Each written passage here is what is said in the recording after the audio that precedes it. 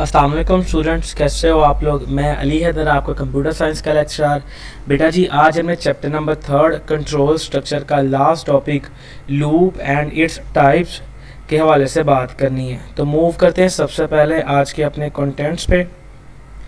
सबसे पहले हमने बात करनी है लूप पे, फिर हमने डील करना है वाई वी यूज़ लूप, कि हम लूप को इस्तेमाल क्यों करते हैं, और उसके बाद फिर हमने बात करनी है टाइप्स ऑफ लूप पे। तो मूव करते हैं सबसे पहले आज के अपने पहले कंटेंट लूप पे। लूप अ स्टेटमेंट और set of statement that is executed repeatedly is called loop. एक स्टेटमेंट या स्टेटमेंट्स का मजमूआ जो कि बार बार एग्जीक्यूट होती हैं उनको हम लूप का नाम देते हैं। बेसिकली अगर लूप को देखा जाए तो लूप का मतलब होता है चक्कर, यानी कि कोई भी चीज़ बार जब चक्कर हम कोई भी चक्कर एक दायरा सर्कल चलता है तो वो बार बार एक ही पॉइंट से गुजरता है, वो बार बार वही काम करता है।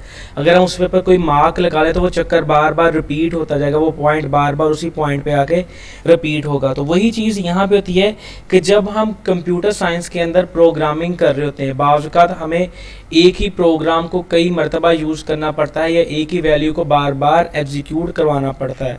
तो एक तो तरीका ये होता है कि हम उसको उतनी बार, अगर 1000 मरतबा हमें वो एग्जीक्यूट करवानी पड़ रही है एक लाइन या एक स्टेटमेंट, उसको 1000 मरतबा लिखे, ठीक हो गया।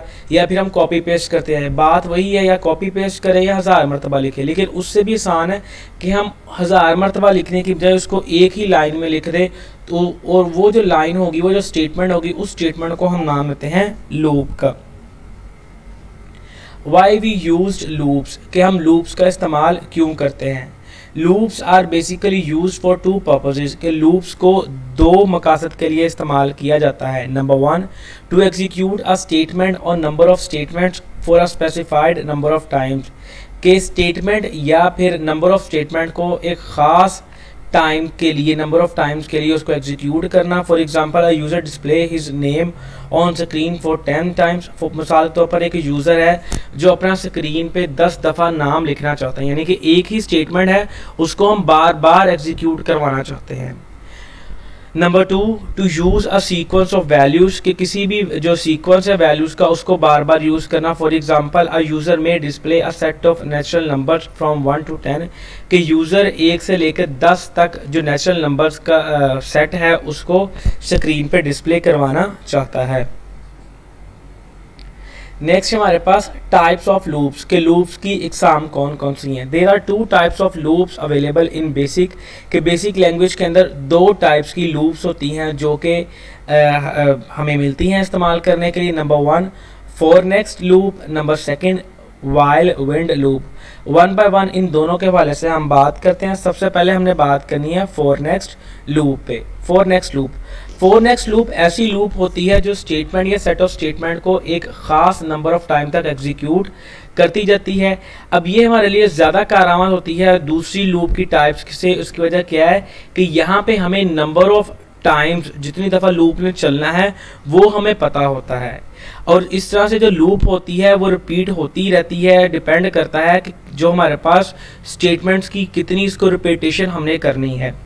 अब ये जो हमारे पास स्टेटमेंट जो रिपीट हो रही होती है, उस वेरिएबल को, उस वैल्यू को हम नाम देते हैं काउंटर वेरिएबल का या कंट्रोल वेरिएबल का। अब ये जो लूप होती है इसके 2 पॉइंट्स, जो हमारे पास 2 वैल्यू स्टोर करता है। जो काउंटर वेरिएबल होता है, लूप का जो काउंटर वेरिएबल होता है वो 2 वैल्यूज़ को स्टोर करता है। एक को हम नाम देते हैं स्टार्टिंग वैल्यू और दूसरी को एंडिंग वैल्यू। स्टार्टिंग वैल्यू से मुराद कि जहाँ से इस लूप ने स्टार्ट होना है, और एंडिंग वैल्यू जहाँ तक उसने ख़त्म होना है। यानी कि अगर हम चाहते हैं कि 1 से लेकर 10 तक, तो जो स्टार्टिंग वैल्यू होगी वो 1 होगी और जो 10 होगी वो हमारे पास एंडिंग वैल्यू होगी। अब जो हमारे पास काउंटर वेरिएबल की वैल्यू होती है वो चेंज हो जाती है जैसे ही हम स्टेटमेंट को, ये जो स्पेसिफाइड वैल्यू होती है जितनी दफ़ा हमने लूप को चलाना होता है, जैसे ही हम चेंज करते हैं तो हमारे पास जो काउंटर वेरिएबल की वैल्यूज़ होती हैं वो भी चेंज हो जाती हैं।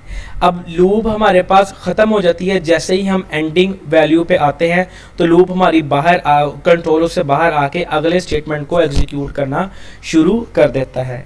For next loop is used to execute a statement or set of statement for a specified number of times। कि जो for next loop होती है वो statement या set of statement को एक ख़ास number of time तक execute करती है। अब this loop is more useful when it is already known how many times the loop will be executed। ये loop ज़्यादा कारआमद इसलिए है जब हमें पहले ही पता होता है कि ये loop कितने टाइम चलेगी, एग्जीक्यूट कितनी दफ़ा होगी। This loop will depends on the value to repeat the statement. ये लूप डिपेंड करती है उस वैल्यू पे जितनी मरतबा जिसने ये स्टेटमेंट्स को रिपीट करना होता है। This variable is called counter variable और कंट्रोल वेरिएबल। अब जो वैल्यू उस लूप को रिपीट करती जा रही है, स्टेटमेंट्स को रिपीट करती जा रही है, उस वेरिएबल को हम नाम देते हैं काउंटर वेरिएबल का या फिर कंट्रोल वेरिएबल का। The loop specifies the starting and ending values of the counter variable. कि जो लूप होती है वो मुंतखब करती है, यानी उसमें मखसूस किया होता है उसका स्टार्टिंग और एंडिंग वैल्यू किसी भी लूप की। The value of the counter variable is changed according to the specified value each time the statement or set of statement is executed। कि हर दफ़ा जैसे ही काउंटर वेरिएबल की वैल्यू चेंज हो जाती है, जैसे ही हमारे पास जो स्टेटमेंट होती है या सेट ऑफ स्टेटमेंट एग्जीक्यूट होती हैं। The loops terminate when the counter variable reaches it's ending value. कि लूप ख़त्म हो जाती है या एंड हो जाती है जैसे ही जो हमारे पास काउंटर वेरिएबल की एंडिंग वैल्यू आ जाती है। अब इसका सिंटैक्स क्या है? For keyword var equals to x to y step n statements next. अब फॉर यहाँ पे कीवर्ड है, var यहाँ पे हमारे पास काउंटर वेरिएबल को जाहिर कर रहा है। x to y, x हमारे पास स्टार्टिंग वैल्यू है जहाँ से लूप ने शुरू होना है, और y हमारे पास एंडिंग वैल्यू है जहाँ पे लूप ने ख़त्म होना है। जबकि जो स्टेप है वो हमारे पास उसको इस्तेमाल किया जाता है काउंटर वेरिएबल की जो वैल्यू होती है जिसने जो स्टेटमेंट या जो सेट ऑफ स्टेटमेंट्स को एग्जीक्यूट होना है। ठीक हो गया। और n यहाँ पे बता रहा है हमारे पास कि कितनी दफ़ा जो काउंटर वेरिएबल की वैल्यू होगी वो चेंज होगी, यानी कि जैसे ही हर दफ़ा लूप चलेगी काउंटर वेरिएबल की वैल्यू चेंज होती जाएगी। तो n जो हर दफ़ा वैल्यू चेंज होती जा रही है उसको रिप्रेजेंट कर रहा है। स्टेटमेंट से मुराद वो स्टेटमेंट जिन्होंने एग्जीक्यूट होना है यहाँ पे। और नेक्स्ट हमारे पास ये लूप के एंड को जाहिर करता है यहाँ पे। अब नेक्स्ट इस एग्जांपल्स के हवाले से बात करते हैं। जो पहली एग्जांपल है वो हमें ये बता रही है कि हमने पाकिस्तान को प्रिंट करवाना है 5 मरतबा। CLS स्टेटमेंट नंबर फर्स्ट है इस की CLS यानी कि स्क्रीन को क्लियर कर दें।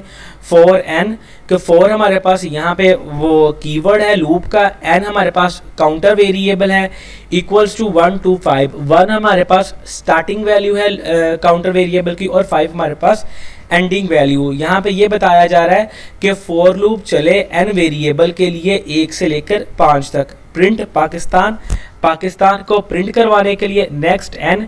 अब नेक्स्ट n हमारे पास क्या होगा कि ये एंड हो जाएगी यहाँ पे और एंड।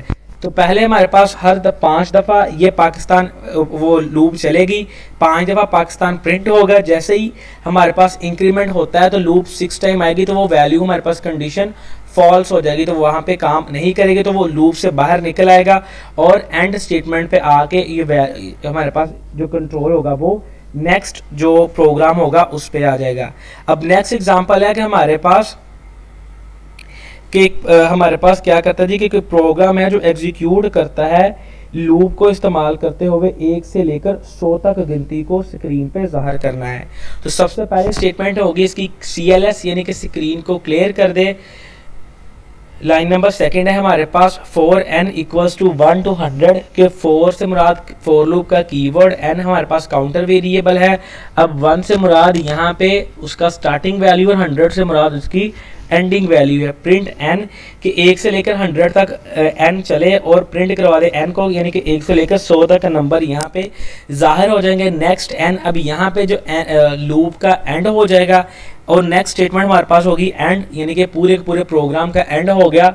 और जो कंट्रोल होगा वो नेक्स्ट हमारे पास जो प्रोग्राम होगा उस पर मूव कर जाएगा। नेक्स्ट इससे आगे हमारे पास कुछ प्रोग्राम्स है इसी फॉर लूप के हवाले से। अब उसमें बताया क्या गया जी, पहला प्रोग्राम है write a program to print the table of a given number, के प्रिंट करवाना है टेबल किसी भी एक दिए गए नंबर का।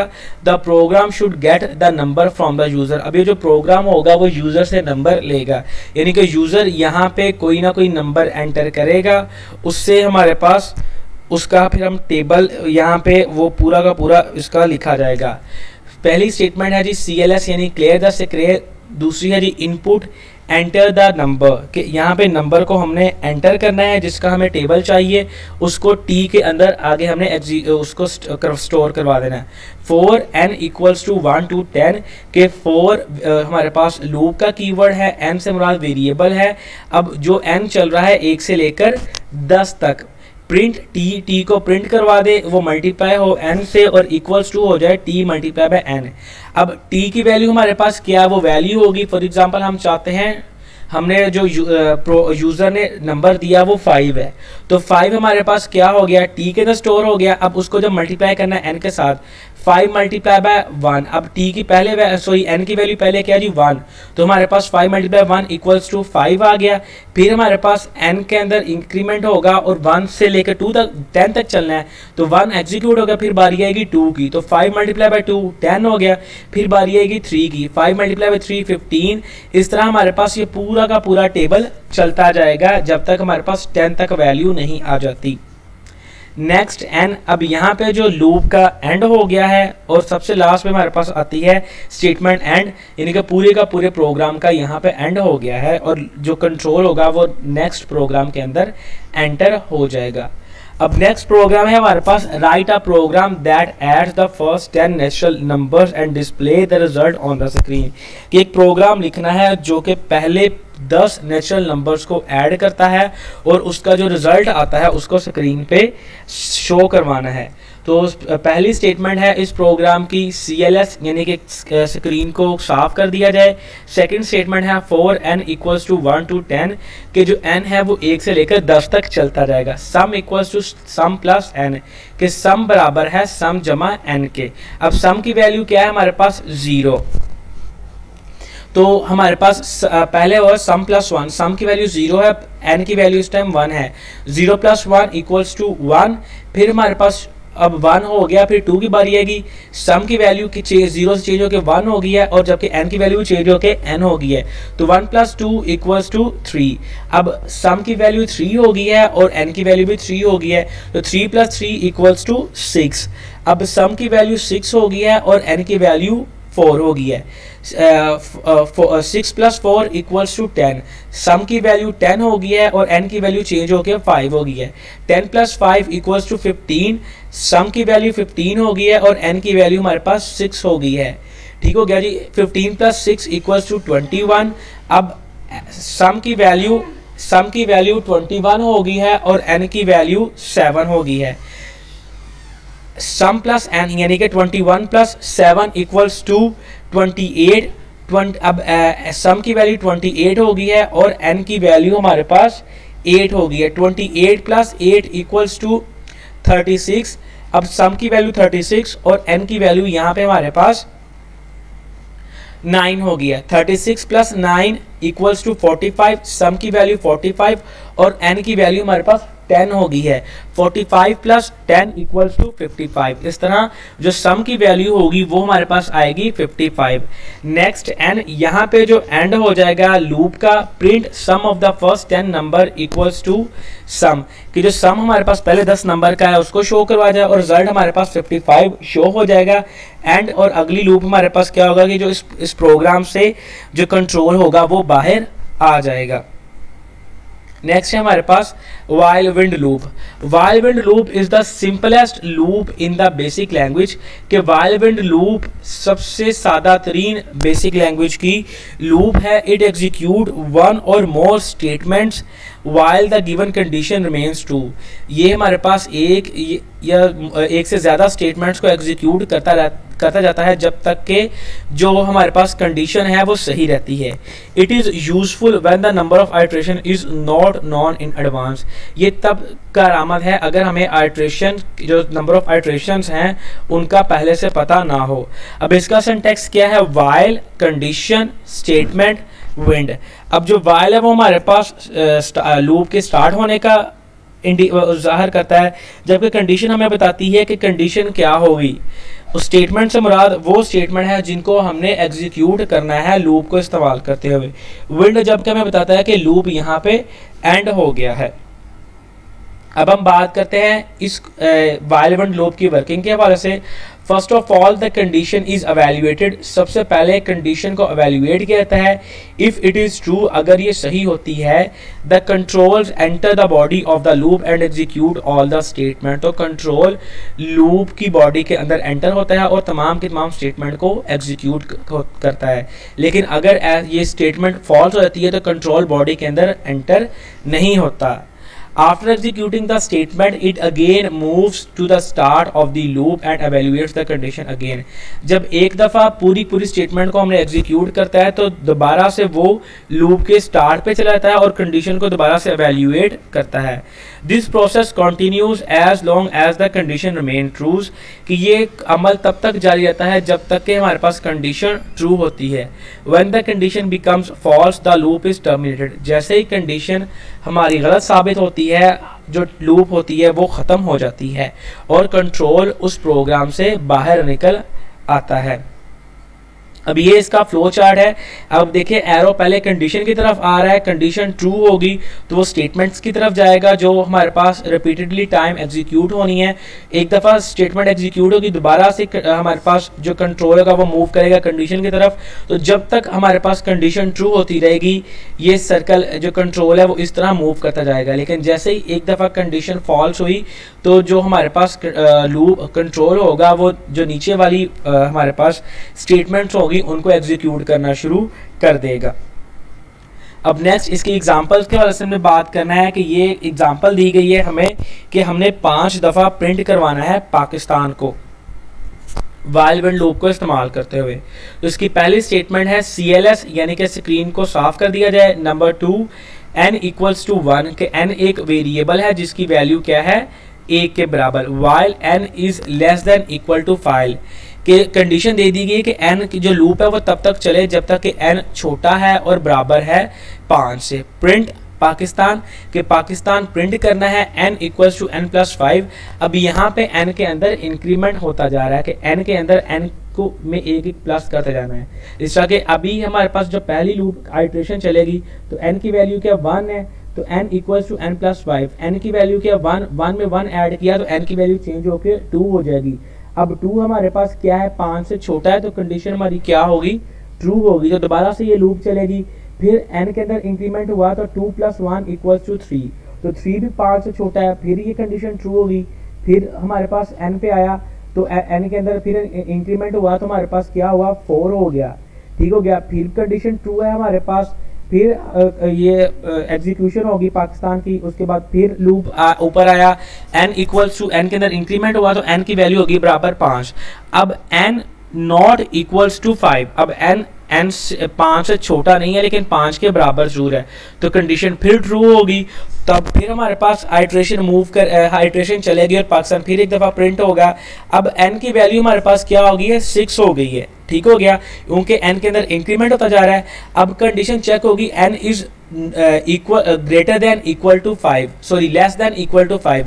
अब 6 ना तो 5 से छोटा है ना ही 5 के बराबर है तो कंडीशन यहाँ पे फॉल्स हो गई है। तो अब वो स्टेटमेंट नंबर 60 जो लाइन नंबर 60 है उस स्टेटमेंट को एग्जीक्यूट करेगा विंड, यानी कि यहाँ पे हमारे पास जो लूप है वो ख़त्म हो गया। उसके बाद स्टेटमेंट नंबर 70 एंड पे आएगा तो यहाँ पे कंट्रोल इस लूप से इस प्रोग्राम से बाहर निकल आएगा। नेक्स्ट हमारे पास एग्जांपल दी गई है कि हमने 1 से लेकर 10 तक 100 तक गिनती को प्रिंट करवाना है मॉनिटर स्क्रीन पे। तो स्टेटमेंट नंबर 1 है क्लियर स्क्रीन के स्क्रीन को साफ कर दिया। स्टेटमेंट नंबर 2 है n इक्वल्स टू 1 के n की वैल्यू किसके बराबर है 1 के। तो वही सारा मेथड चल रहा है लेकिन फ़र्क यहाँ पे क्या है कि n लास्ट जो हमारे पास एग्जांपल थी उसके अंदर था n is greater than equal to 5 यहाँ पे कंडीशन चेंज कर दी गई, n is less than equal to 100 है, वहां पे था n is less than equal to 5। अब कंडीशन उसी तरह चेक होती जाएगी, तमाम का तमाम अमल वैसे ही चलता जाएगा और जब तक हमारे पास ये 100 आता रहेगा कंडीशन ट्रू होती जाएगी। लेकिन जैसे इंक्रीमेंट होके 101 यानी कि 101 आएगा तो कंडीशन फॉल्स हो जाएगी और जो हमारे पास लूप लूप एंड हो जाएगी, उसके बाद प्रोग्राम भी एंड हो जाएगा और जो कंट्रोल होगा वो नेक्स्ट हमारे पास एग्जाम्पल या प्रोग्राम पे मूव कर जाएगा। उसके बाद इसका एक प्रोग्राम है जी कि write a program to print first 10 odd numbers using while and loop, कि व्हाइल एंड लूप को इस्तेमाल करते हुए हमने पहले 10 ऑड नंबर्स को प्रिंट करवाना है। तो स्टेटमेंट नंबर 1 है CLS यानी कि स्क्रीन को क्लियर किया जाए, n इक्वल्स टू 1, n की वैल्यू क्या है 1, while n is less than equal to 19, while जबकि n बराबर है और छोटा है 19 से। प्रिंट n की वैल्यू को प्रिंट करवाया जाए जबकि n किसके अब n के अंदर इंक्रीमेंट हो रहा है, n equals to n plus 2 कि n के अंदर 2 को ऐड करते जाए। ठीक हो गया, तो पहले n की वैल्यू 1 थी, 1 में 2 को ऐड किया 3 हो गया, 3 के अंदर 2 को ऐड किया 5 हो गया, 5 के अंदर 2 को ऐड किया 7 हो गया, 7 के अंदर 2 को ऐड किया 9 हो गया, 9 को 2 के अंदर ऐड किया 11 हो गया। और ये हमारे पास इस तरह ये पूरा का पूरा प्रोग्राम 19 तक यानी कि 1 3 7 5 7 9 11 13 15 17 और ये 19 तक एग्जीक्यूशन होगी हमारी।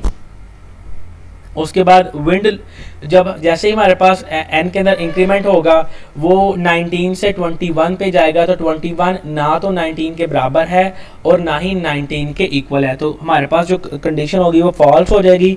तो वो स्टेटमेंट नंबर 60 यानी कि विंड को एग्जीक्यूट करेगा, जिसका मतलब क्या है कि लूप यहाँ पे ख़त्म हो गई है। उसके बाद वो एंड वाले जो हमारे पास एंड स्टेटमेंट पे आएगा और लूप भी टर्मिनेट हो जाएगी। नेक्स्ट हमारे पास program, write a program that adds natural number from 50 to 99 and display the result on the screen, कि एक प्रोग्राम लिखना है जो कि नेचुरल नंबर्स 50 से लेकर 99 तक ऐड करवाता है और उनका रिजल्ट डिस्प्ले करवाता है स्क्रीन पे। अब यहाँ पे हमारे पास है जी पहला स्टेटमेंट क्या है जी CLS यानी क्लियर स्क्रीन। सेकंड स्टेटमेंट है n इक्वल्स टू 50, n की वैल्यू किसके बराबर है 50 के। थर्ड स्टेटमेंट है जी सम इक्वल्स टू 0, कि सम एक और वेरिएबल है जिसकी वैल्यू क्या है 0 और n एक पहला वेरिएबल जिसकी वैल्यू है 50, while n is less than equal to 90।